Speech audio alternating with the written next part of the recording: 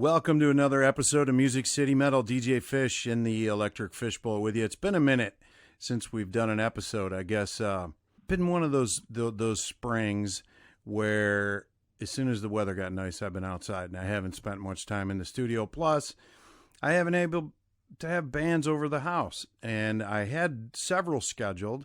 And our guest today, Jesse Brock from Lines in the Sky, was one of the bands actually scheduled to be in the studio yesterday, but for obvious reasons, we got to do it virtually. Jesse Brock, welcome to Music City Metal. Thanks for doing the virtual thing here, man. Appreciate it very much. Yeah, thanks for linking up with me on this. It's super cool. You know, I love extreme metal, I really do, but at this point, and it seems to be getting a little saturated with it here in Nashville, a little bit. Where every band's a death metal band, and that's fine. It's okay. But point being is that I'm really digging what you guys are doing. It's different. I hear elements of other bands that I've even a couple of times like, wow, there's a little Floyd-esque Pink Floyd thing to it. And every once in a while, it's just good to listen to some nice, clean vocal music that takes you away, and that's what Lines in the Sky does to me. So welcome to the show, and we're going to play, we've already played Thalassophobia a couple episodes ago, and I had a friend here, and we kind of made a joke, like, do you think they did that on purpose to see the word ass jump out at you? And we kind of made a joke, like, yeah, that's the first thing I say is ass phobia. And I didn't think you intended it, but it made it for a good pun at the time. But tell me a little bit about Lines in the Sky and introduce the bandmates. I know one of them's your brother, and welcome, Jesse. You have the floor. So Lines in the Sky is myself. I play guitar and sing, and I do the production and programming. And the drummer is my brother, Bowman Brock, and he was gonna try to be over here today with us, but I am making him stay at his apartment because he is an essential worker and came relatively close to a COVID case recently. So I'm like, keep your distance. Yeah. And then we have a bass player. It's a revolving door of people right now. It's basically two players depending on the show and what we're doing, but it's Nick Mills, who played with me, and Jesse Peck in Edge of Reality. Yeah, Jesse Peck from Crusade, How I Got Turned On to You. That's right, yeah. It's so funny, I don't have it in my head that he's in Crusade. I'm always like, yeah, we played in Edge of Reality. And then our other bass player is a guy named Ben McAnally, who I went to school with, and they're both amazing players. So that's the lineup. And we do... it's hard to say what we do exactly because we pull from a lot of different influences. We generally try to call it something like alternative progressive rock because it certainly has alternative moments in it, but it certainly has some progressive things about it. And most of our listening cycle consists of progressive rock bands, or has consisted of progressive rock bands. So that's kind of what we do. We're from Nashville, and that's kind of like a basic introduction. Tell me about the name Lines in the Sky. How did that come about? Whose idea was it? It's unique, a little different. Yeah. And what was the inspiration for the band name? So, Bo and I. I guess he might have still been in middle school when this happened. He had just started playing drums, and we were just kind of jamming and stuff, getting him, familiar with like a band setup. And we had several songs that we played frequently, and one of them was called Lines in the Sky.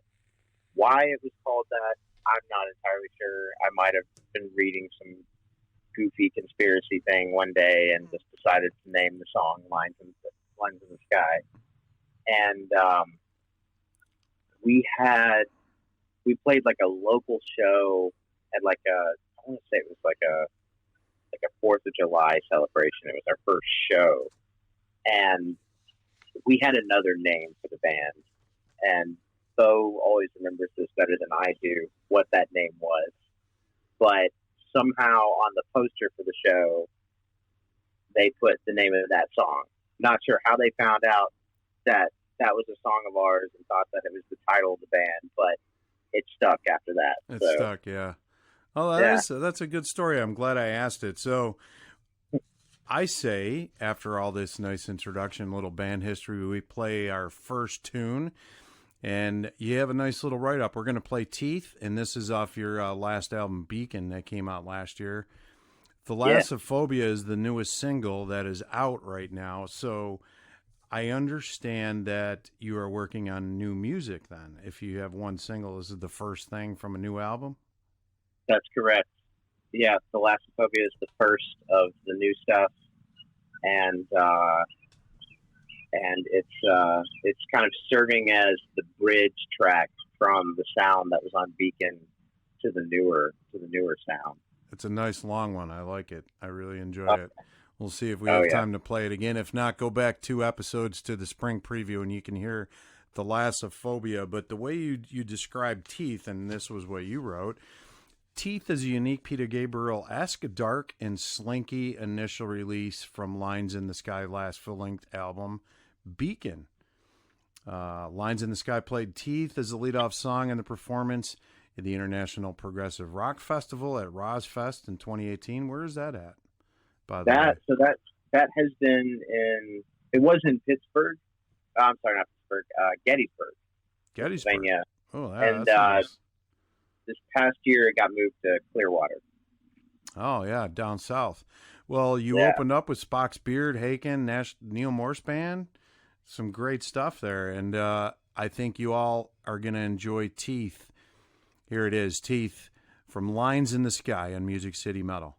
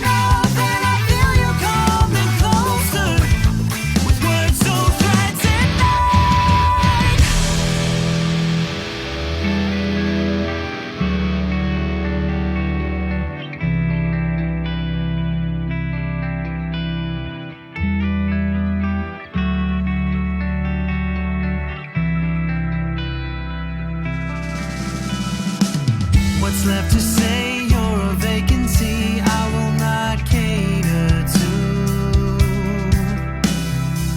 and I feel my patient capacity crumble because of you.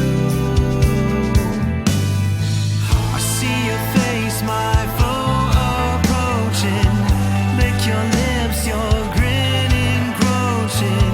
I only want to see your teeth if they are broken.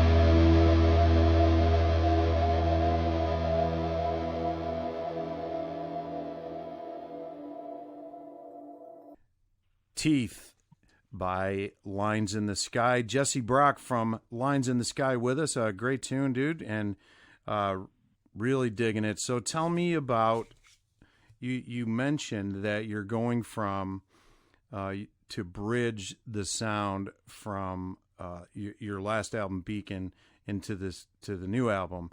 So are you guys evolving and changing a little bit? Is that we are a little bit.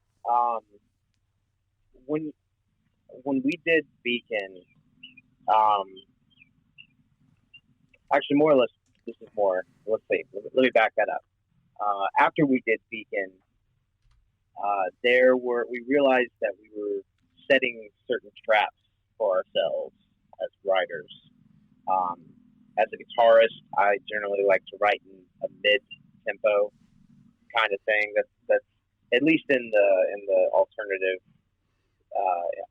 world, we tend to stick to our mid-tempos, and that's fine and all. But when you have a record of mostly mid-tempos, it gets kind of redundant. And so one of the things we wanted to do was to break out of the mid-tempo thing. And Thalassophobia is actually like still kind of a mid-tempo song, but there are several new ones that are quite. They have a really brisk pace to them, and there's a lot more notes. And so in Thalassophobia, where we started to try to break out of this, was with that outro. There's a fairly quick, almost death metal-y sounding part at the end. Yeah, it changes. It changes up a few times in it, and I made that comment when we played it a couple episodes back. So are you do you have a goal? What's the timeline of having the new stuff out? Because as soon as the new stuff comes out and this quarantine crap is over, we'll have the whole band over and play that album. I can guarantee you that. I love having people. We really enjoy entertaining bands, as we said, and when you come over to the Fishbowl, you get a meal and everything. But so when is you have a goal for releasing it? Well, we were thinking by the end of this year, but obviously with quarantine and everything, our plans have been altered, and I think I would say probably certainly at least one more single this year, maybe two. And then an album probably the beginning of next year. I think it's probably yeah. Well, I see you do it all yourself. You have your own label, and when you take all that on yourself, you all have to eat and work. Yeah, and coordinating band member schedules. I know how that goes with. Yeah, well, it's crazy in that aspect right now because Bowman works at he has a number of jobs, but one of his jobs is a third shift position, and so 3 days a week he's working third shift, and during the day he has like this really specific way that he naps to like get him ready for that shift. That makes it tough. Yeah, that makes the lineup. Trying to coordinate rehearsal and recording time. I get it. Mm-hmm. But and the other crazy thing with this too is the guy. So we do most of the work ourselves, but we're recording drums, bass, and guitar over at a friend of mine's studio. It's a house studio, and 2 of the members of that household got COVID. Oh wow! So we're they're both. I think one of them is certainly recovered. The other one is in the kind of like recovery period right now. But so we're gonna make sure that they disinfect that place and make sure everyone's feeling good before we head over there too. So that's a factor in when this comes out as well. I think it's going to be a factor in our lives for some time to come. But I do believe this too shall pass, and I'll tell you what, I'm going stir crazy. I haven't seen a live show in a while, and I was out at 2 or 3 a week supporting the local acts here. And, Yeah. you know, the virtual thing's been nice. I've been doing some live broadcasting a little bit and doing whatever you got to do. But I'm ready. I'm ready to go see a live show again. And I think I am yeah, totally ready to get out there. I've you know, there's been a few shows. I had a lot of tickets, man. yeah. Between the Buried in Me show got postponed indefinitely, and then I had another one. Fozzy tickets with my nephew yesterday, and Oh, I think that they haven't officially postponed it because they moved it to July. Mhm. But Megadeth's over now, I guess. I don't know if they're even going to tour this year at all now. Man. I know. But the good thing about it is people are going to have more money in town here to go out and see the local acts. Yeah. And Yeah. that will, as soon as all the venues start opening and the mayor gives a thumbs up, people are going to be itching to get out and especially go see the local acts that are a lot less expensive than our A-listers that come through town here. Yeah. You know, Yeah, I so it'll think kind of so. be a blessing in disguise for local bands like yourself. Yeah, I'm looking forward to, you know, the party that is the end of this quarantine, be it, you know, packed shows or, you know, even, I mean, I'm sure, like, you know, the bars and restaurants are going to see a ridiculous spike in business Yeah. in their dining rooms. But yeah, man, I honestly, I can't wait to go to a show because, like, the FaceTime Zoom thing is cool, but there's just an element of it, you know, that is not working. And, you know, it's cool to see, you know, someone like Devin Townsend do his virtual concerts. He's actually been really proactive with releasing content, but it's just not the same as seeing him. No, that's what I mean. It's been, you know, it's kind of gotten us through the last month and a half, and there have been some times where it's great, and then, you know, there are times where you just, oh my gosh, we just got to get out. We go out for a drive and get out. I go fishing, do something because I'm a pretty active guy, and but you know, going to see live shows were that was my hobby, supporting local acts. So what do you say we play another tune here? Yeah, a let's great, do it, man. Great Deal is going to be track 2. This is again going back to the album Beacon. A little bluesy intro, you say, and a chorus that hits hard. Anything else you want to share about this tune? No, it's a hard hitter. It has that bluesy thing. Let's play this thing. All right, let's play it. A Great Deal, Music City Metal, coming up a little bit down the road after this segment with Jesse. Mary Fish, my better half, always comes in and has her note to the metal chicks here in town. But first things first, here's A Great Deal by Lines in the Sky. You've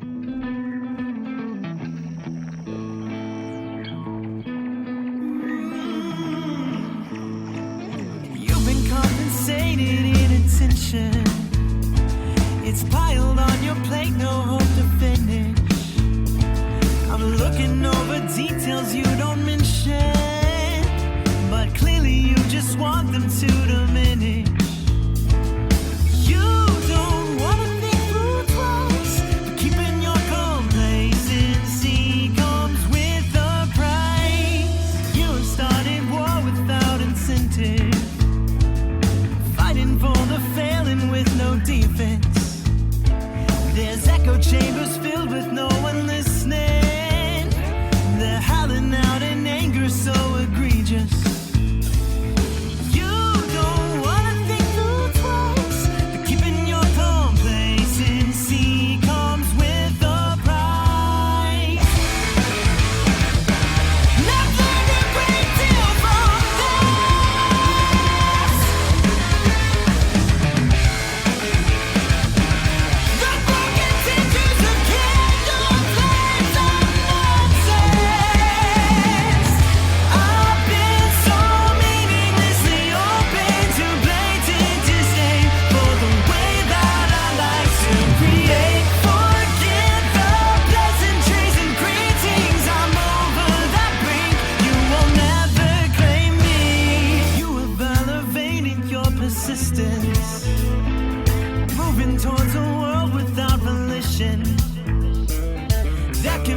a plane of coexistence. But you cannot destroy definitions. You don't wanna think through twice. But keeping your complacency comes with a price. Not learned a great deal from this. The broken teachers of kingdom plays on nonsense. I've been so meaninglessly open to blatant disdain for the way that I like to create. Forget the pleasantries and greetings. I'm over that brink. You will never claim me.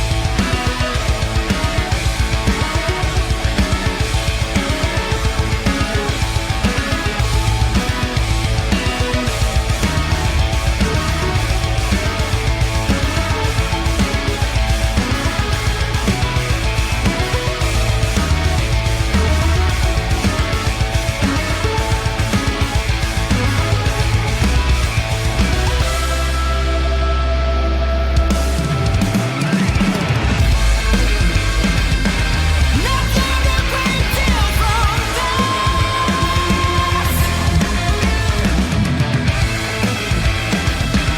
The broken teachers of kingdom plays on nonsense. I've been so meaninglessly open to blatant disdain for the way that I like to create. Forget the pleasantries and greetings. I'm over that break. I've been so meaninglessly open to blatant disdain for the way that I like to create. Forget the pleasantries and greetings. I'm over that brink. You will never claim me.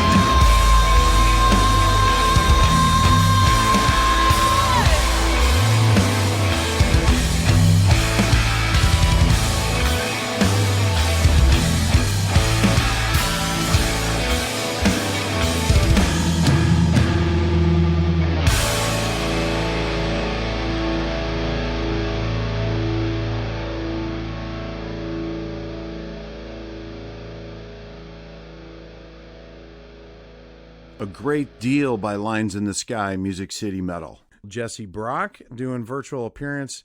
Looks really nice where you're out there. We're FaceTiming, and Yeah. looks like it is a gorgeous day. As soon as we're done recording, I'm going to get back outside myself. I love spring. It's like my favorite time of year.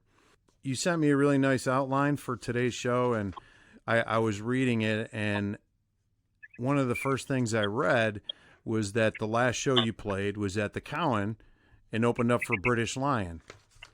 And That's I'm correct. gonna tell you, Jesse, my wife and I were this close from hopping in the car and going last minute. Mm. And I don't know what happened. She's just like, let's save the money for our date this weekend. You know, we just saw Iron Maiden, and she's like, I've listened, and then we just decided to scrap it. But had I known that you guys were playing, that would have tipped the scales. So it was kind of a last minute thing. How was that opening up for them? Was it did you get any new fans that night? Oh, we did, yeah. We met some really cool people, and some of them have kind of kept in touch, which is cool.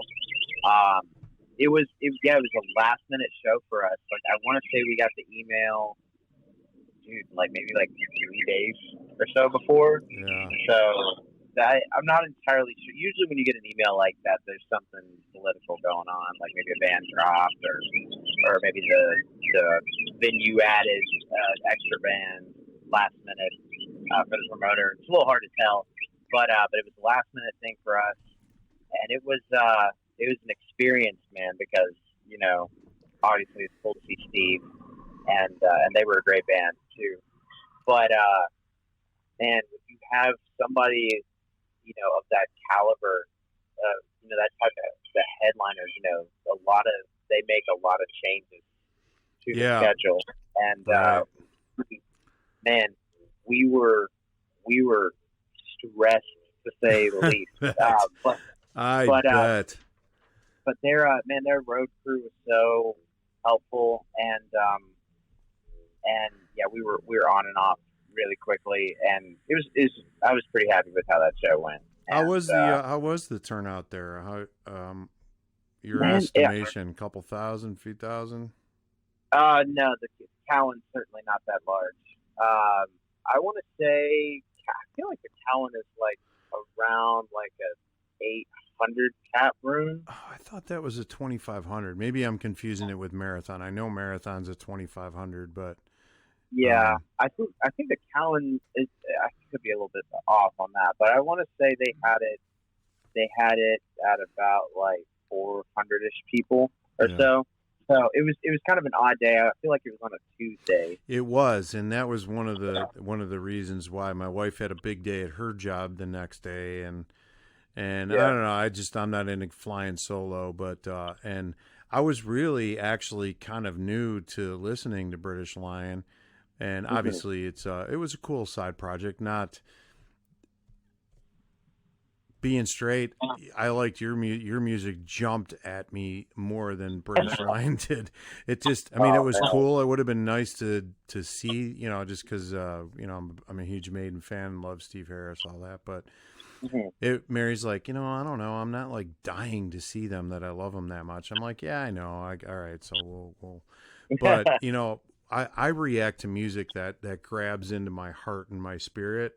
And, that was one of the things that happened with your band, the way you guys just think, the subjects you delve into, your arrangements, how you get really heavy and then kind of at the real, or I don't know, I guess psychedelic really isn't the right word, but you guys change up and just made my spirit feel good, I guess, in a sense, man. Well, we definitely. First of all, that's really kind of you to say that, but yeah, we definitely try to write music that will connect with people. We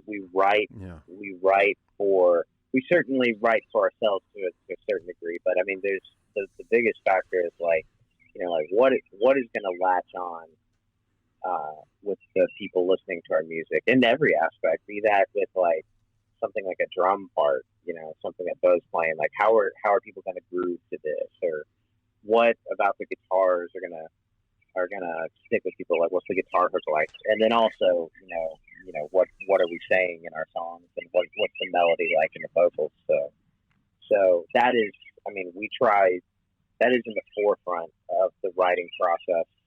And it's great to hear that it resonates with you. Yeah, well, it really did, and actually, my wife is she's more of a Deadhead than a metalhead, but we cross over when it comes to Iron Maiden and Megadeth, and she likes the big names. I'm into I like all the extreme stuff, but when I'm in a moment where something's got to touch my heart, it's like your style of music, Pink Floyd, or something that takes me off to another place to make me forget about it. And you all are definitely on that track, at least with me. I don't know if I'm speaking about the masses, but for me, I really enjoyed it. And as soon as I spent some time listening to your music, I reached out to Jane to have you all on the show. And I would like to play the next song, Beacon, which I'm going to tell you is my favorite song on this album. I listened to it all the way through the last 2 days twice, so that I feel like I know something about the music. But this one's nice and heavy. I really like it. Yeah. And when we come back, we'll chat for another another minute or two, and we'll tell the world how to order your merch and support the band, how to find you online, all that good stuff. But in the meantime, let's go back to the 2018 title track from the album Beacon, Music City Metal with Jesse Brock.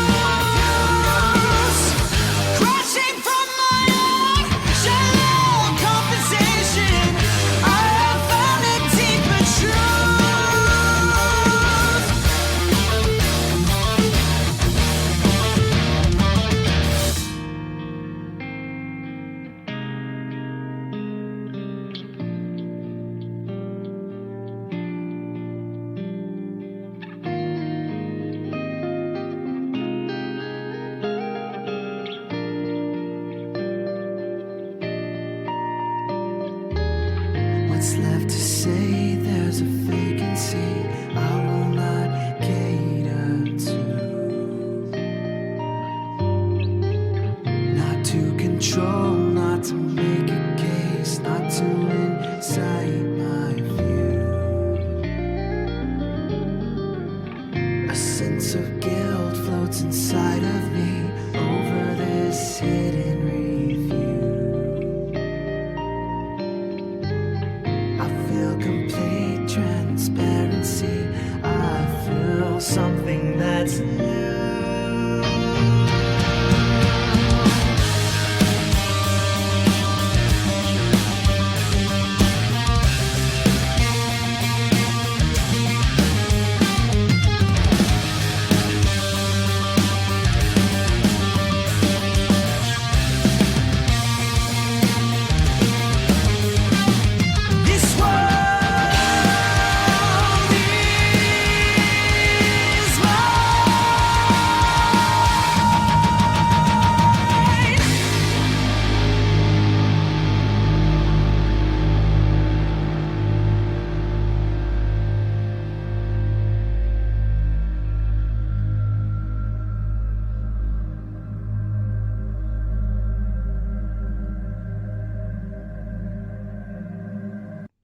Yeah, man, this one's really nice and heavy. I like it.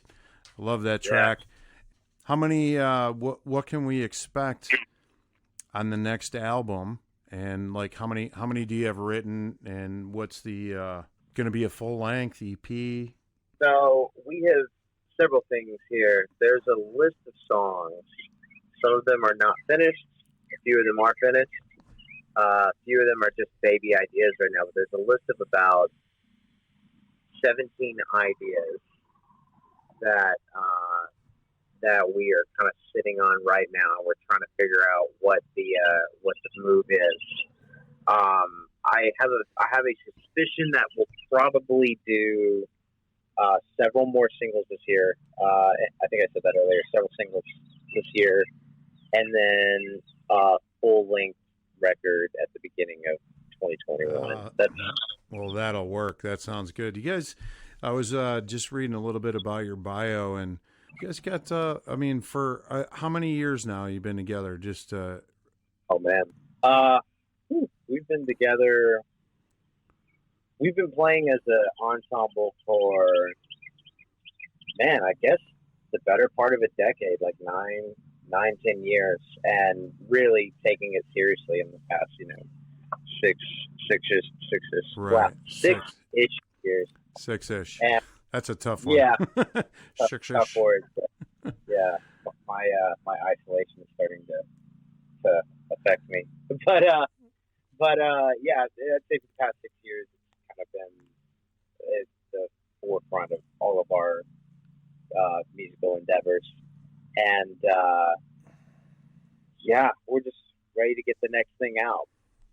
We've got a cool batch of music that we're working on, and another thing that's going to be interesting about this record is we're going to have the revolving door of bass players. There's going to be more people coming through that door than usual for us. For example, our original bass player, the guy named Zach Wakefield, is going to be making probably, I think, 2 appearances on this record. Oh, and then nice. Nick's going to play. McAnally's going to play, and then I think a couple other friends of ours from bands around the country are going to play as well. So that's great. That's kind of a neat thing, because the bass player really kind of sets the tone with the drummer to the rhythm of the song, and everyone's got their own feel. Like, of course, I'm biased to my buddy Steve Casto. I don't know how much of Crusade you've listened to, but he came over last week and helped me out putting my fence up in my yard and laid some of this new Crusade on there. And he's like, his goal is to break musical theory and abilities and how he plays the notes, going from, playing 9/32 notes. I'm like, dude, I don't even know what you're talking about. 9/32 notes. So, but the bass player does really set a base of how the song flows with the rhythm of the song, and bringing in different players is a pretty cool idea, I think. Yeah, and every bass player we've ever had has definitely had a different flavor. Wakefield, it's funny, he's into a lot of doom metal, and he always has this kind of interesting heaviness to his playing that I've always loved. Ben McAnally is a jazz, funk, hip-hop guy, and writes just some tasty riffs. And then Nick has chops for days, and he can really shred on the bass. But they're all super versatile, and it'll be cool to see them all play on the same body of work for sure. So. And then, as well as the other people that we have kind of lined up, everyone has their own flavor. So it'll be neat to see how the writing process blossoms with everyone. So let's tell the world. You said you have some merch available. Do you have your own website, or go ahead and give all the social media links, give all the website and how you can order some merch, which obviously we all know supports independent bands. Go for it, Jess. Yeah, so linesinthe.sky.com. Oh, nice and easy. Yeah. And we're generally, if you do Google searches as opposed to the address bar, if you just type in Lines in the Sky Band, that'll come up. And then we're on all the socials, most actively on Instagram, which is just Lines in the Sky. Search us on there. That's easy. Yeah, it's a great name, actually.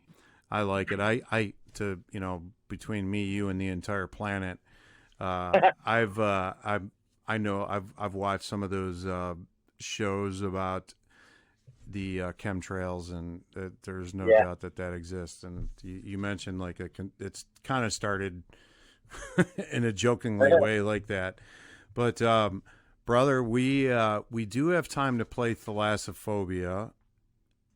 Make sure you visit linesinthesky.com. There you can connect with all their socials. And Jesse, as soon as you get a new show scheduled, please let me know. Whenever this lifts, I don't know. I'm thinking a couple more weeks, things are going to start to get better. I don't know. I'm getting that hopeful feeling because this town depends on live shows to survive. All of us do. So hopefully the worst is over with that. I really appreciate you taking the time to hang out, and I really look forward to when the entire band can be here, when you have some new music out. And maybe even before that, you just got to come out to the fish farm here. Are you familiar with Fish Fest? Have you heard of that? I don't believe I'm super familiar with it. Okay, so this year we're going to have a 2-day festival here. We have 6 acres out here in Lebanon, and we're in the process of converting it to a private campground. But last year, on my 50th birthday, it started out with Steve Casto, who's in Crusade. Also, he turned 50 in June. I turned 50 in August, and so we celebrate our birthdays together, kind of usually in July somewhere. But this time we're like, hey, let's do a party. Let's have some bands play. And that's how it started. And within 3 months, we had a mini festival. We had food trucks, food vendors. We had a CBD truck out there selling CBD flower, guy making custom pipes and selling catfish nuggets. And we had 8 bands. So this year, Fish Fest is going to be 2 days, Friday, October 2nd, and Saturday, October 3rd. It's going to be like a camp thing, and 20 bands. So if you're we're going to have 2 stages, kind of go back and forth. We're going to have metal on one stage and prog, alt rock on another stage, like alt chill rock, psychedelic. So if you guys aren't doing anything, I'm going to stay in touch with Jane. We got an excellent manager. She's so well. Anytime I communicate with her, she's right on the spot. You're really blessed to have her. I look forward to meeting her too. But keep Fish Fest October 2nd and 3rd. Keep it in mind. If you're not already opening up for British Lion or of the like, but if you got nothing going on, I'd love to have you play. And I hope it's long before that I get to see you guys live. We're gonna wrap it up with Thalassophobia, the newest single by Lines in the Sky. Thank you, Jesse Brock. Next time we'll have the whole band here. We'll do it all right up face-to-face in the fishbowl here. Thanks for listening to Music City Metal. God bless you, brother. And here it is, Thalassophobia.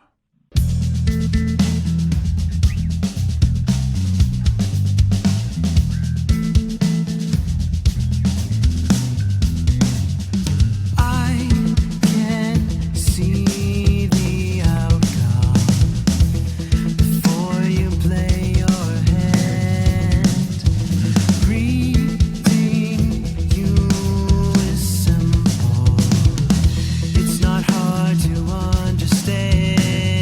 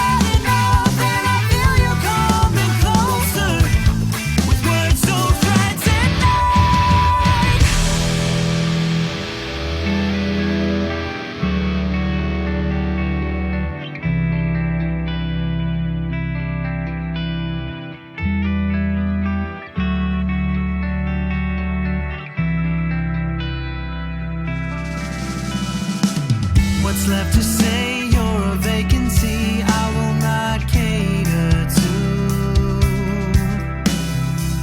And I feel my patient capacity crumble because of you. I see your face, my foe approaching. Lick your lips, your grin encroaching. I only wanna see your teeth if they are broken.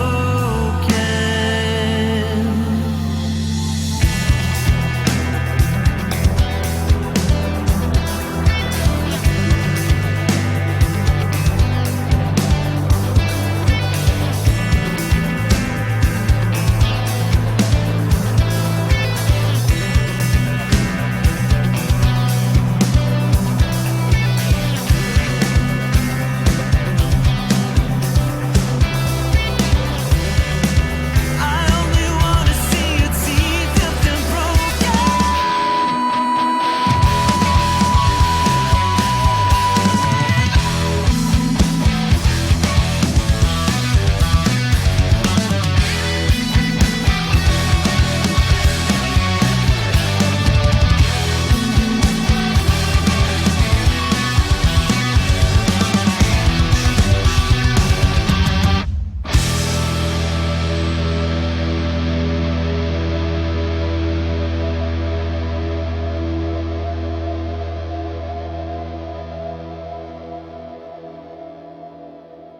There it is, Thalassophobia. Thanks to Jesse Brock and also manager Jane Brock. You guys were fantastic to work with.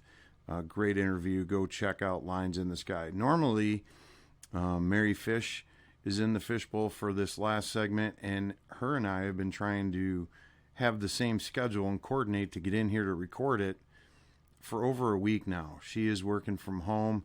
I have a part-time event thing going on, and we just haven't been able to coordinate it. And then the plan was this past Sunday, May 2nd, we were going to record, and a storm hits, internet out, power out, all that.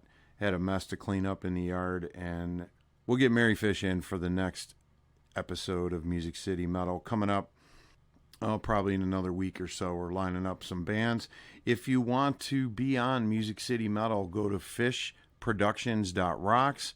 Send a message on our contact page, the name of your band, links to the music, and we would love to feature some new great metal talent that's here in Music City.